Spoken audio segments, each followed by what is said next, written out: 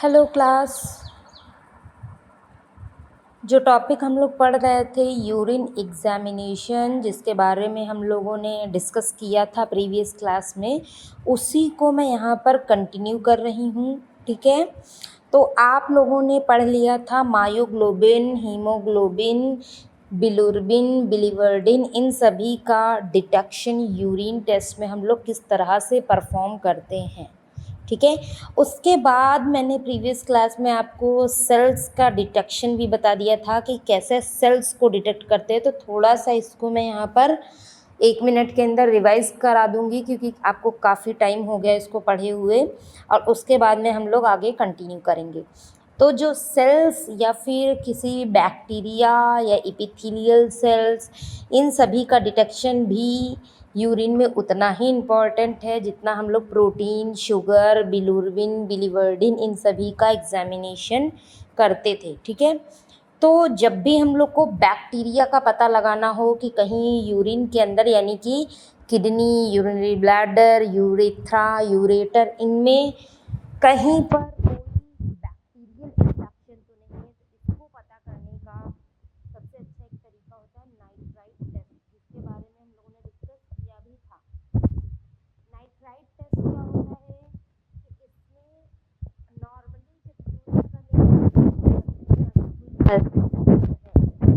में नाइट्राइट बिल्कुल भी प्रेजेंट नहीं होगा। ठीक है, अगर लेकिन बैक्टीरियल इन्फेक्शन है, और बैक्टीरियल में भी ज़्यादातर ग्राम निगेटिव बैक्टीरिया का अगर किसी को इन्फेक्शन है तो उसमें देखने को मिलता है नाइट्राइट्स। किस रीज़न से ये बनता है ऐसे लोगों में? इसका रीज़न है कि जो नाइट्रेट प्रेजेंट होता है बॉडी में, हमारे नाइट्रेट प्रेजेंट होता है, उसको ग्राम निगेटिव बैक्टीरियाज मिल करके क्या कर देते हैं, नाइट्राइट में कन्वर्ट कर देते हैं। तो अगर मान लीजिए यूरिन में नाइट्राइट आ रहा है, तो इससे हम समझ सकते हैं कि हाँ, इसके इंटरनल ऑर्गन्स में, यानी यूरोजेनाइटल ट्रैक्ट्स में या किडनीज में या कहीं पर भी यूरेथ्रा में कोई ना कोई ग्राम निगेटिव बैक्टीरिया है, जिसकी वजह से नाइट्राइट्स इसके यूरिन में प्रेजेंट हैं। और नाइट्राइट्स बनाने के लिए यूरिन को लगभग 4 घंटे तक ब्लैडर में, यूरिनरी ब्लैडर में होल्ड करना होता है, तभी हमको प्रॉपरली पता चल पाता है कि हाँ, इसमें जो है बैक्टीरियल इन्फेक्शन है या नहीं। अब ऐसा वो मान लो पहले किसी ने यूरिन पास किया, उसके आधे घंटे बाद ही यूरिन पास करके हमको सैंपल ला के दे दिया, तो हमको उसके अंदर ना नाइट्राइट मिलेंगे, ना हम उसको एग्जामिन कर पाएंगे। बट अगर 4 घंटे के बाद, इसीलिए हम मॉर्निंग सैंपल मंगाते हैं। इसीलिए जब भी एग्जामिनेशन करना हो हम सुबह वाला सैंपल मंगाएंगे, ताकि उसमें यूरिनरी ब्लैडर में वो होल्ड किया रहेगा, जिसमें सारे सेल्स, सारे कास्ट, नाइट्राइट्स, ये सब डिपॉजिट हो जाएंगे। ठीक है, तो ये एक टेस्ट है। तो 70% ऑफ द केसेस हम इससे पता कर लेते हैं। थोड़ा बहुत ये नहीं पता कर पाएगा, जैसे कि ग्राम पॉजिटिव बैक्टीरिया, अगर ग्राम पॉजिटिव बैक्टीरिया है, जो कि ज़्यादातर होता नहीं है, ज़्यादा कॉमन इन्फेक्शन निगेटिव का ही होता है, तो अगर ग्राम पॉजिटिव बैक्टीरियल इन्फेक्शन है तब हम उसको यहाँ पर डिटेक्ट नहीं कर सकते हैं। तो इसीलिए और भी एग्जामिनेशन के तरीके हैं माइक्रोस्कोपिक। एक हम लोगों ने पढ़ा नाइट्राइट टेस्ट बैक्टीरियल इन्फेक्शन को देखने के लिए, अगला है माइक्रोस्कोपिक एग्जामिनेशन, जिसको हम लिक्विड बायोप्सी भी कहते हैं। क्योंकि बायोप्सी क्या है, बायोप्सी टिश्यू की जब हम माइक्रोस्कोपिक स्टडी करते हैं तो बायोप्सी बोल देते हैं, और लिक्विड बायोप्सी बोल रहे हैं जब हम यूरिन की स्टडी करते हैं। तो यहाँ पर जो यूरिन है उसके अंदर बहुत सारे इनसॉल्युबल, सॉल्युबल एलिमेंट्स होते हैं, माइक्रोस्कोपिक एलिमेंट्स होते हैं। तो इसी को क्लासिफाई करके इसकी स्टडी करना यूरिन बायोप्सी या फिर लिक्विड बायोप्सी कहलाएगा। ठीक है,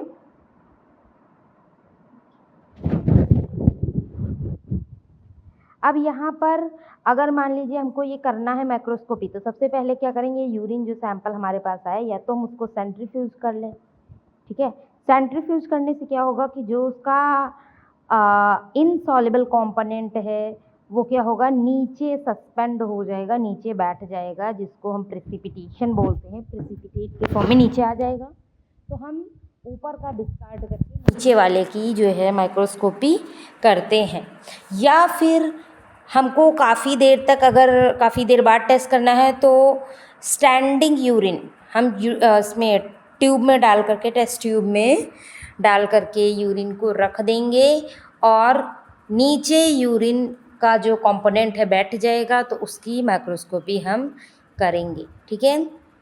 स्पेसिमेन इसमें क्या लेना है, अगर स्पेसिमेन को प्रिजर्वेशन, बेसिकली मैं आपको बताऊं तो अगर हमको सेलुलर एलिमेंट्स के बारे में जानकारी लेनी है, माइक्रोस्कोपी की स्टडी करनी है, तो एसिड के अंदर, एसिड में मैंने आपको एक बताया था प्रिजर्वेटिव्स में यूरिन के HCl हाइड्रोक्लोरिक एसिड, उसमें अगर हम यूरिन को जो है मिक्स करते हैं, या फिर अगर हाइपरटोनिक यूरिन है तो उसमें वो क्या हो सकता है कि एल्कलाइन मीडियम में डिट्यूरेट हो जाता है। ठीक है, ब्रेक डाउन हो जाता है, इसलिए हम उसको HCl में क्या करते हैं, रखते हैं प्रिजर्व करके।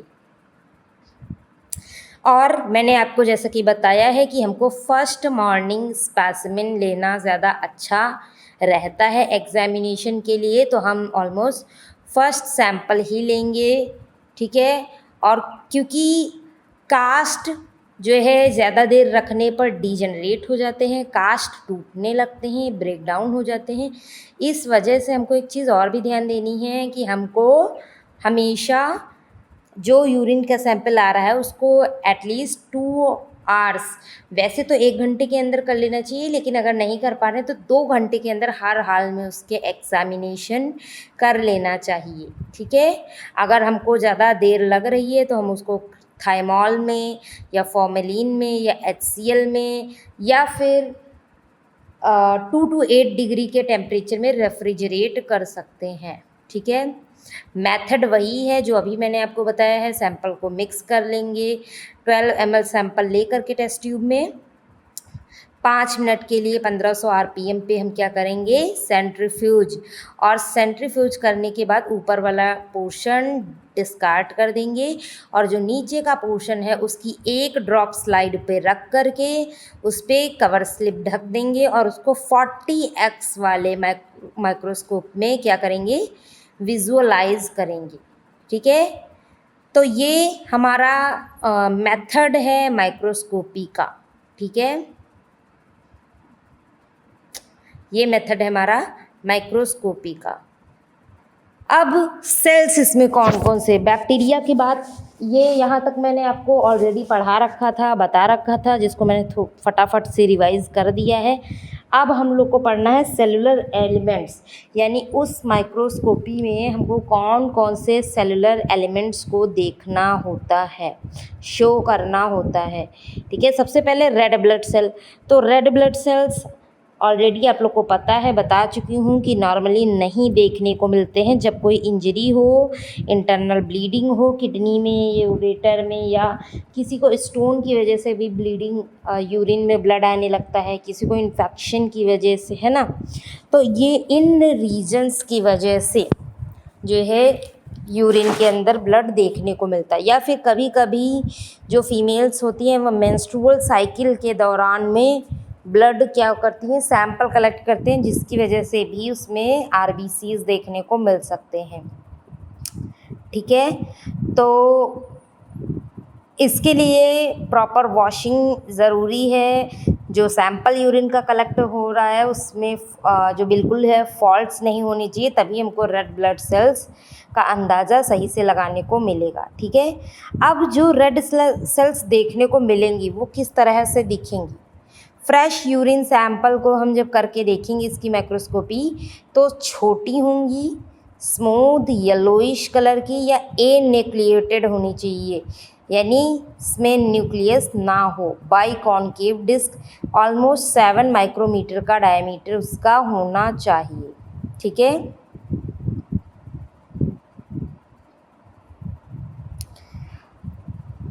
और कभी क्या होता है कि रेड सेल्स जो है स्वेलन भी दिख सकती हैं, उनका डायमीटर बढ़ा हुआ लगभग 9 से 10 माइक्रोमीटर का भी दिख सकता है। ठीक है, अगर हाइपोटोनिक यूरिन है, ठीक है, यानी कि उसका जो है पीएच जो है नॉर्मल नहीं है, ठीक है, तो उसमें क्या होता है कि सेल्स का आरबीसीज का जो साइज़ है वो छोटा या बड़ा हो सकता है। ठीक है, अब ग्लोमेरुलोनेफ्राइटिस जो होता है, ग्लोमेरुलोनेफ्राइटिस क्या है, इन्फेक्शन ऑफ न्यूरॉन्स या न्यूरॉन्स में इन्फ्लामेशन हो जाना। ऐसे में नॉर्मली जो रेड ब्लड सेल्स हैं वो यूरिन के सैंपल्स में देखने को मिल सकते हैं। ठीक है, अब क्योंकि डैमेज्ड ग्लोमेरुलाई होंगे तो यूरिन में वो पास थ्रू करेंगे। वैसे ग्लोमेरुलस क्या है, छान देता है, रेड ब्लड सेल ऊपर रह जाती है, यूरिन नीचे छन करके आ जाता है। बट अगर वो डैमेज ही हैं, उनमें कोई इंजरी ही है, चाहे बीपी बढ़ने की वजह से हो, चाहे ज़्यादा शुगर होने की वजह से हो, डायबिटिक पेशेंट में भी क्या होता है, ग्लोमेरुलोनेफ्राइटिस होता है। तो ऐसे में रेड ब्लड सेल्स क्या होंगी, यूरिन में पास होने लगेंगी और हमको रिपोर्ट में देखने को यूरिन्स में सेल्स मिलेंगी। ठीक है,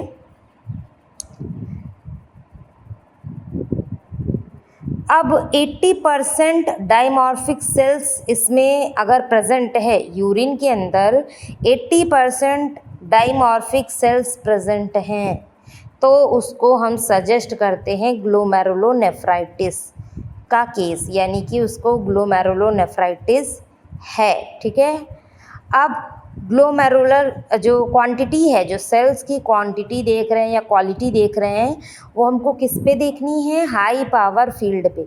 हाई पावर फील्ड क्या होता है, 40x, आपने पढ़ा होगा 10x low power lens, high power lens को 40x का बोलते हैं, एंड अगर आपसे कोई पूछे 100x को क्या बोलते हैं तो उसको बोलते हैं ऑयल इमर्सन लेंस। ठीक है,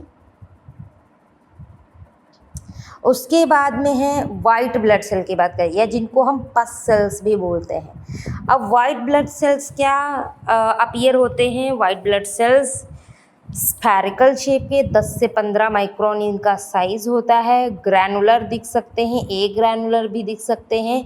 उसकी न्यूक्लियाई में भी विजिबल हो, में भी ना हो, वो अलग की बात है, दोनों ही हो सकता है। ठीक है, degenerated white cells are disorder smaller and fewer granules, यानी कि कुछ ऐसी वाइट ब्लड सेल्स होती हैं जो डीनेचर्ड होती हैं, यानी टूटी फूटी।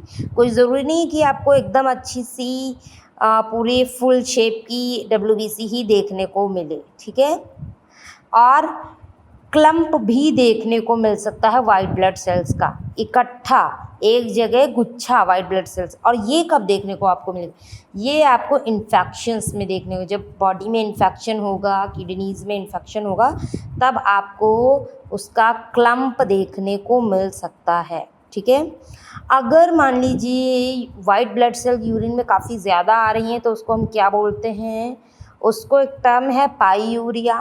पाईयूरिया मीन्स पस प्रेजेंट इन यूरिन, और पस क्या होता है, वो आपकी WBC ही होती हैं। ठीक है, अगर हाइपोटोनिक यूरिन है तो वाइट ब्लड सेल्स क्या होंगी, स्वॉलोन होंगी, यानी अंदर उनके वाटर फिल्ड होगा, और हाइपरटोनिक होगी तो उनकी जो साइज़ है वो क्या होगी, थोड़ी सी कम होंगी।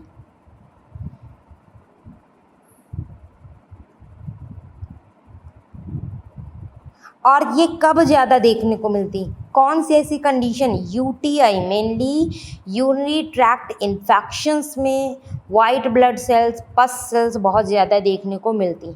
अच्छा, नॉर्मली कितनी हो सकती हैं, नॉर्मली सिर्फ 0 से 2 वाइट सेल्स अगर दिख रही हूँ एक फील्ड में, एक फील्ड मान लो आपने देखी, या तो उसमें बिल्कुल भी WBC ना हो तो नॉर्मल है, एक हो तो नॉर्मल है, 2 हो तो नॉर्मल, उससे ज़्यादा अगर दिख रही हैं तो वो एक अबनॉर्मल या फिर इन्फेक्शियस कंडीशन आप उसको बोलेंगे कि इसको या तो इन्फेक्शन है या तो किसी और टाइप की कोई इंजरी उसको हुई है। ठीक है, तो ये नॉर्मल दिखता है। अच्छा, क्लम्प अगर आपको दिख रहा है और वो क्लम्प मोर देन 10 आपको देखने को मिल रहा है, यानी 10 पस सेल मिलकर के क्लम्प बना रही हैं, तो वो बैक्टीरियमिया की कंडीशन को दिखाएंगी, यानी बैक्टीरियल इन्फेक्शन है। ठीक है। और कौन कौन सी कंडीशन आपको इन्फेक्शन दिखाती हैं? एल्ब्यूमिनुरिया, यानी अगर यूरिन में एल्ब्यूमिन आ रहा है, या नाइट्रेट टेस्ट पॉजिटिव है, नाइट्राइट टेस्ट आपका, या फिर बैक्टीरियनुरिया प्रेजेंट है, यानी यूरिन में बैक्टीरिया प्रेजेंट है, नाइट्राइट टेस्ट भी पॉजिटिव आ रहा है, या फिर पस सेल्स काफ़ी ज़्यादा है। ठीक है, तो ये वाइट सेल्स और जो कास्ट है, कास्ट के बारे में अभी हम लोग आगे पढ़ेंगे। कास्ट सेल्स या क्रिस्टल्स कौन कौन से प्रेजेंट, जो हमारा लास्ट टॉपिक है। ठीक है, वो लास्ट टॉपिक है कास्ट सेल एंड क्रिस्टल्स, उनकी प्रेजेंस हम अभी देखेंगे। तो अगर वाइट सेल कास्ट या वाइट सेल्स प्रेजेंट हैं तो ये रीनल इन्फेक्शन या पाइलोनेफ्राइटिस को बताते हैं, उसको सजेस्ट करते हैं। ठीक है, अगर 1% से ज़्यादा ल्यूकोसाइट इओसिनोफिल है, इओसिनोफिल कैसे दिखती हैं? उसमें बाई न्यूक्लिएटेड होता है, दो न्यूक्लियाई आपस में जुड़े हुए रहेंगे, वो इओसिनोफिल होते हैं। तो वो क्या करते हैं कि अगर आपको वो वाले सेल ज़्यादा दिख रहे हैं, ठीक है, तो इसका मतलब है कि इंटेस्टाइनल नेफ्राइटिस ड्रग रिएक्शन की वजह से हुई है। मतलब कि जो इंटस्टिशियल फ्लूइड होता है नेफ्रॉन्स के चारों तरफ, या इंटस्टिशियल स्पेस होता है, उसका इन्फेक्शन दिखाता है इओसिनोफिल। तो ज़्यादा इओसिनोफिल्स मीन्स नेफ्राइटिस तो है पर वो इंटस्टिशियल टाइप का है। ठीक है, और इसको बढ़िया से हम किस में देख सकते हैं? Right stand. राइट स्टेन आपका लिशमैन स्टेन की तरह ही होता है, उसमें हमको अच्छे से दिख सकता है।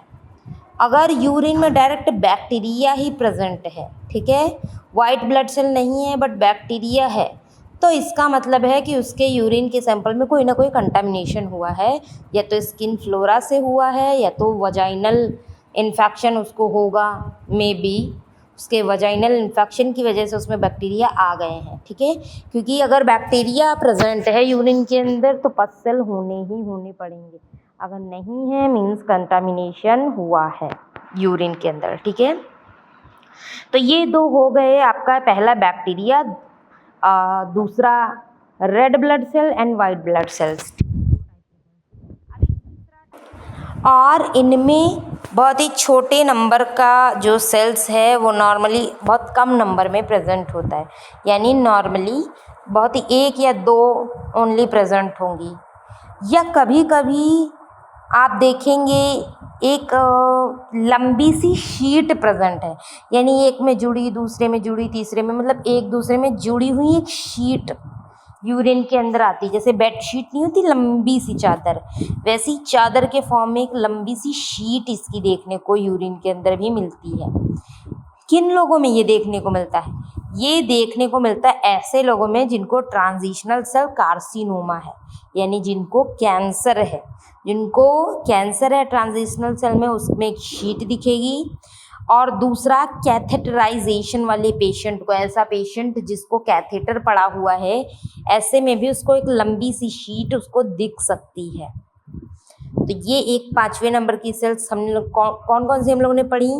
हम लोगों ने ट्रांजिशनल एपिथेलियम पढ़ी, स्क्वैमस एपिथेलियम पढ़ी, रीनल ट्यूबुलर एपिथेलियम पढ़ी, और आरबीसी एंड डब्ल्यूबीसी पढ़ी। ठीक है, 2 सेल्स और हम लोग को पढ़नी है। ठीक है, 2 सेल्स और हैं, जिसमें से एक है ओवल फैट बॉडीज, एक है cell oval fat bodies. Oval fat bodies क्या है कि ये एक डीजेनरेटेड ट्यूबुलर सेल का ही एक ड्रॉपलेट है। ठीक है, जो कि लिपिड से बना, फैट बॉडी बोल रहे हैं मीन्स लिपिड या कोलेस्ट्रॉल ही होगा। ठीक है, तो ये एक रिफ्रैक्टाइल टाइप का एक छोटा सा लिपिड का, कोलेस्ट्रॉल का बना हुआ ड्रॉपलेट होता है, जो कि यूरिन में दिख जाता है। ठीक है, और वो पोलराइज्ड लाइट में देखने को मिलता है। इसको एक ये क्रॉस पैटर्न दिखाता है, जिसको बोलते हैं हम लोग माल्टीज क्रॉस, उस टाइप का पैटर्न दिखाता है। ठीक है, इसको नॉर्मली हम नहीं देख सकते हैं। जब हम फैट स्टेन करते हैं, आपका स्टेनिंग होती है फैट स्टेन, जब हम फैट स्टेन करते हैं तब हमको ये देखने को मिलता है। या फिर अब देखो फैट स्टेन के कुछ एग्जाम्पल आपको दिए गए होंगे, Sudan third and oil red O. तो ये स्टेनिंग जब हम करते हैं तो हमको अच्छे से फैट ड्रॉपलेट्स देखने को मिलती हैं, ठीक है। अब ये क्या है, नेफ्रोटिक सिंड्रोम में देखने को मिलती हैं लिपिड्यूरिया इसको बोलते हैं। यानी कि जब ये ओवल फैट बॉडीज आपके यूरिन में प्रेजेंट होते पेशेंट के, तो हम उसको क्या टर्म बोलेंगे, इसको हम बोलेंगे लिपिड्यूरिया, लिपिड्यूरिया की कंडीशन। इसके अलावा स्पर्मेटोजोआ या स्पर्म्स भी प्रेजेंट हो सकते हैं मेंस के यूरिन सैंपल में, मेल्स जो होते हैं उनमें, ठीक है।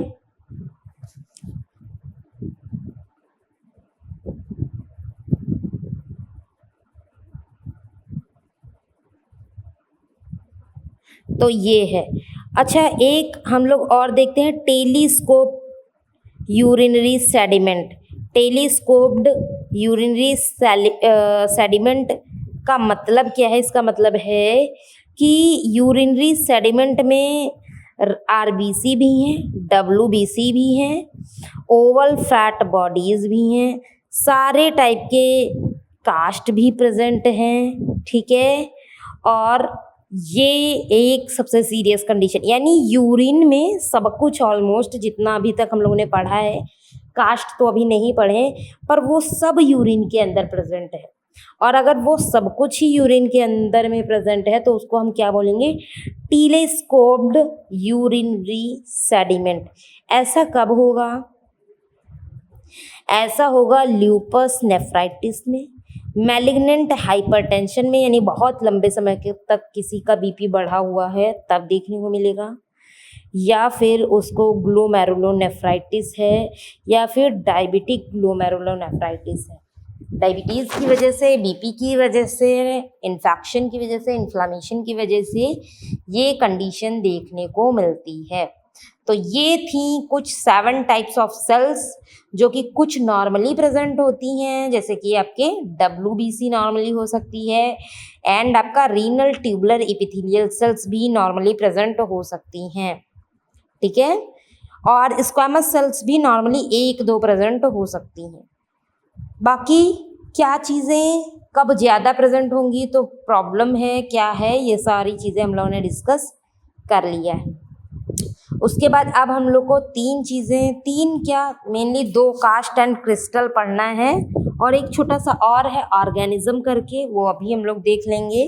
Cast and crystals I think आपका नेक्स्ट क्लास में कंप्लीट हो जाएगा, ठीक है। हाँ, तो हम लोग बात करें ऑर्गेनिजम्स, यानी कौन कौन से ऐसे ऑर्गेनिजम्स हैं जो यूरिन के अंदर प्रेजेंट हो सकते हैं यूरिन की जो है सैंपल में। तो सबसे पहला तो है बैक्टीरिया, जिसको हम माइक्रोस्कोपिक एग्जामिनेशन के थ्रू या रिएजेंट स्ट्रिप टेस्ट के थ्रू क्या कर सकते थे?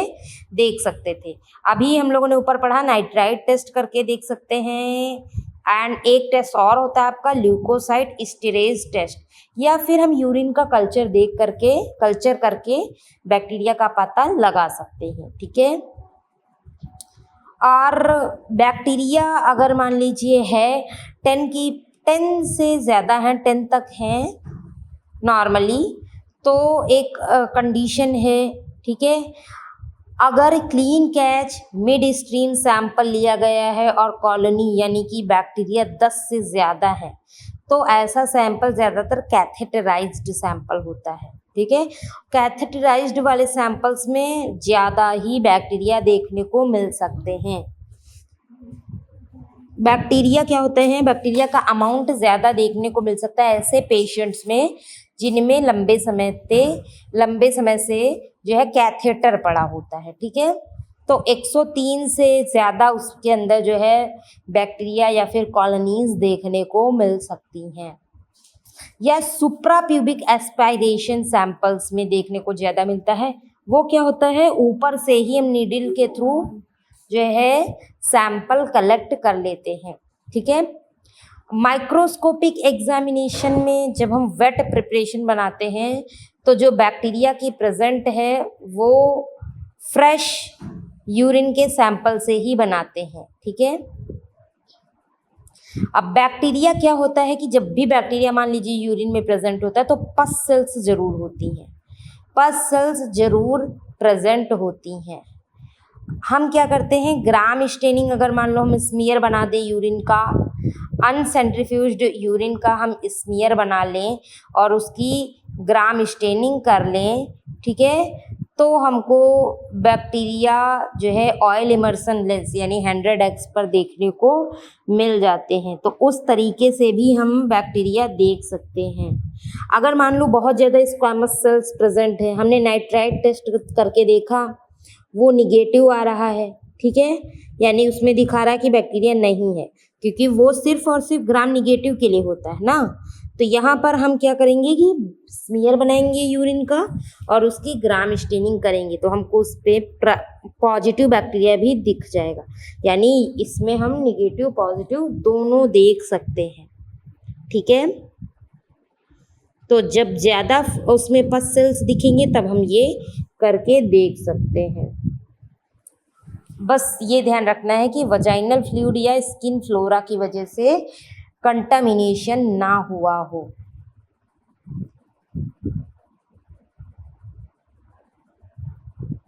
केमिकल एंड रिएजेंट टेस्ट करके देख सकते हैं बैक्टीरिया के लिए, जिसके बारे में हम लोग ऑलरेडी डिस्कस कर चुके हैं।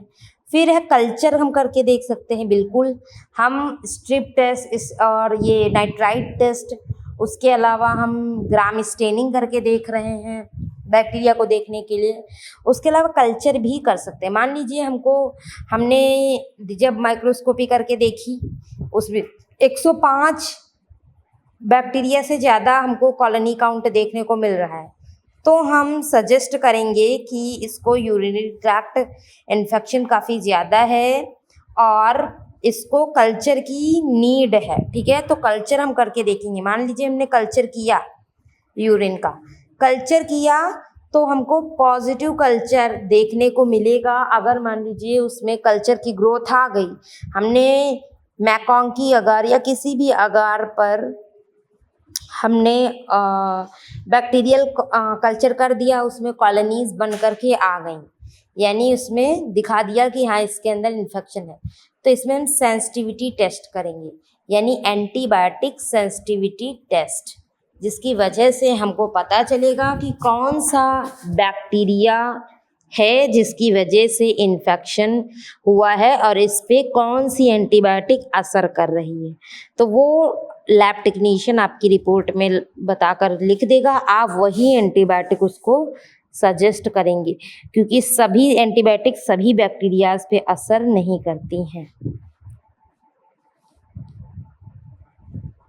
अगर मान लो हमने कल्चर किया और एक स्पीशीज़ का बैक्टीरिया नहीं है, मान लो कई सारी स्पीशीज़ ग्रो हो गई, 3 से भी ज़्यादा, ई कोलाई की भी ग्रोथ आ गई, प्रोटियस की भी ग्रोथ आ गई और नाइजीरिया की भी ग्रोथ आ गई, तो ऐसे में इसका मतलब है कि वजाइनल फ्लोरा या वजाइनल बैक्टीरिया भी आ गया है इसके अंदर। अगर मान लो कभी ऐसा हो जाए कि कल्चर निगेटिव आए और पस प्रेजेंट हो यूरिन में, यानी बैक्टीरिया नहीं दिख रहा है, कल्चर करके देखा बैक्टीरिया नहीं दिख रहा है पर पस प्रेजेंट है, ऐसे कंडीशन को हम क्या बोलेंगे, स्टेराइल पायूरिया इसको बोलेंगे, ठीक है। स्टेराइल पायूरिया ये कब होता है कि मान लीजिए पहले से किसी की एंटीबायोटिक चल रही हो, ठीक है, और जैसे ट्यूबरकुलोसिस वगैरह हो जाता है ना, टीबी की 6-6 महीने दवा चलती है, तो ऐसे में क्या हो सकता है, पस आ सकता है बट उसको इन्फेक्शन नहीं होगा। या फिर किसी को प्रोस्टाइटिस हो या रीनल कैल्कुलाई यानी कि पथरी स्टोन जिसको बोलते हैं, कैथेटराइजेशन हो, कैथेटर पड़ा हो, या बुखार के टाइम में बच्चों में देखने को मिलता है, या फिर फीमेल जेनाइटल ट्रैक्ट इन्फेक्शन हो, यूटीआई हो किसी को या एसटीआई हो, ऐसे में फीमेल्स में भी पस यूरिन में देखने को मिलेगा बट बैक्टीरियल कल्चर में बैक्टीरिया नहीं आएगा। फिर है yeast cell, candida, mainly candida जो सेल्स हैं वो वो क्या होती हैं, ओवल शेप के स्ट्रक्चर होते हैं जो सेम साइज के होते हैं आरबीसी की तरह, ठीक है। और ये क्या करते हैं, ये रेड सेल्स के तरह से ही दिखते हैं ऑलमोस्ट, बट इनमें बडिंग होती है। आरबीसी के अंदर कभी बडिंग नहीं होगी, ये नहीं कि एक छोटा सा आरबीसी उससे जुड़ा हुआ निकल रहा है, ग्रो कर रहा है, ऐसा कभी नहीं होगा। बट ईस्ट सेल में, कैंडिडा में ये देखने को मिलेगा। तो ये बहुत ही छोटे गोल रेफ्लेक्टाइल टाइप के होते हैं और वो 2% एसिटिक एसिड में नॉन सॉल्युबल यानी अनसॉल्युबल होंगे, घुलेंगे नहीं। तो अगर मान लो कभी कैंडिडा प्रेजेंट है, ईस्ट सेल प्रेजेंट है, तो उससे हमें क्या पता चलेगा, रिपोर्ट में आएगा कि हाँ ठीक है इसको कैंडिडा है, तो आप क्या समझेंगे कि क्या बीमारी है। तो इसकी बीमारी हो सकती है या तो इसको इम्यूनो कॉम्प्रोमाइज्ड स्टेट है, यानी अब इसकी जो है इम्यूनिटी बहुत ही वीक है, या वजाइनल कैंडिडियासिस है, या फिर डायबिटीज़ मेलाइटिस, क्योंकि जिनको डायबिटीज़ होती है उनको भी कैंडिडा का इन्फेक्शन जल्दी जल्दी होता रहता है, ठीक है। क्योंकि कैंडिडा क्या है, एक फंजाई है, और फंजाई ईस्ट किस पे ग्रो करती है, शुगर वगैरह में ग्रो करती है। अब जैसे उसके यूरिन में ही शुगर प्रेजेंट है तो वो ग्रो नहीं कर जाएगी बॉडी के अंदर, तो इस वजह से उसको प्रेजेंट हो सकता है। बाकी पायूरिया क्या है, प्रेजेंट हो सकता है कैंडिडा की इन्फेक्शन में। कैंडिडा अगर इन्फेक्शन है तो यूरिन में पस प्रेजेंट हो सकता है और ये यूरिन को कंटामिनेट कर सकता है, ठीक है। तो ये था ऑल अबाउट सारे ऑर्गेनिजम्स। पहले हम लोगों ने सेल्स डिस्कस की, 7 टाइप्स की। उसके बाद हम लोगों ने कौन कौन से ऑर्गेनिज्म प्रेजेंट होते हैं यूरिन के अंदर, जिसमें पहला था बैक्टीरिया, दूसरा है आपका पहला था बैक्टीरिया के प्रेजेंस को देखना, तो उसमें हम लोगों ने तरीका देखा है, पहला माइक्रोस्कोपी की एग्जामिनेशन, फिर केमिकल रिएजेंट, कल्चर, इन 3 तरीकों से देखा। और दूसरा हम लोगों ने पढ़ा है ईस्ट सेल, दूसरा हम लोगों ने पढ़ा है ईस्ट सेल कैंडिडा, ठीक है। तो ये 2 ऑर्गेनिज्म हम लोगों ने पढ़ लिए हैं यूरिन के अंदर। एक तीसरा है ट्राइकोमोनास वेजिनैलिस, एग्स ऑफ सिस्टोस्टोमा एंड माइक्रोफाइलेरी, तो इसको डिस्कस करेंगे हम लोग नेक्स्ट क्लास में। तो आज की क्लास को यहीं तक रखते हैं, मिलते हैं अगली क्लास में। Okay, thank you everyone.